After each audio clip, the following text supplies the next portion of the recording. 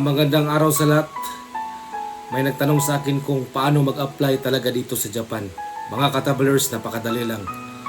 Pumunta lang kayo ng PUE, magtanong kayo kung ano ang mga hirings, mga bakante, may mga welder, fitter, o kahit ano. Ubaga, doon ka sa manukan, sa mga factory, or doon ka sa fishing, sa farm.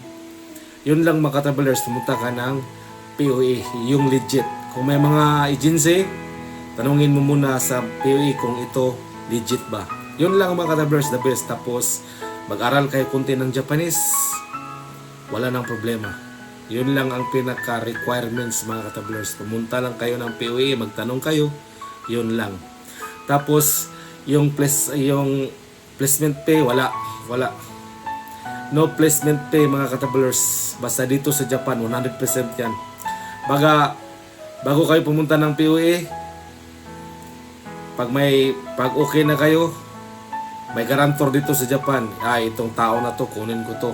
Interesado ako na tao kasi yun ang pinaka sa Japan mga katravelers. Kasi yung sa Japan, bago ka mag-apply dito, may mga kumpanya na yan mga katravelers, makatingin sa mga profile mo, mga picture mo. Kasi kung mag-apply ka, yun ang pinaka the best ang gawin nyo. Pumunta kayo ng PUE. So ang tanong nyo kung magkano yung gastos niyo, wala mga travelers. Yung gastos nyo, kung nasaan kayo, boarding house lang, pamasahe, yun lang ang gastos, yun ang totoo. So kung may mga kaibigan kayo rito, pwede kayong magtanong, pwede kayong mag-asa kanila kung ano ba yung kalagayan dito. Yung kalagayan dito mga travelers, the best. Yung mga hapon, mabait, matulungin. Sa trabaho, stricto sila basta part sa trabaho. Pero kinakailangan lang talaga na humble ka lang sa sarili mo. Yun lang mga katravelers yung pinag-usapan natin. Paano mag-apply dito sa Japan. Yun lang mga katravelers, wala nang iba.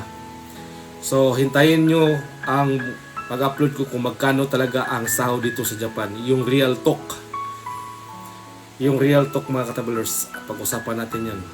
Kasi aalis pa ako ngayon. So maraming salamat sa inyong lahat. God bless, God bless, God bless you.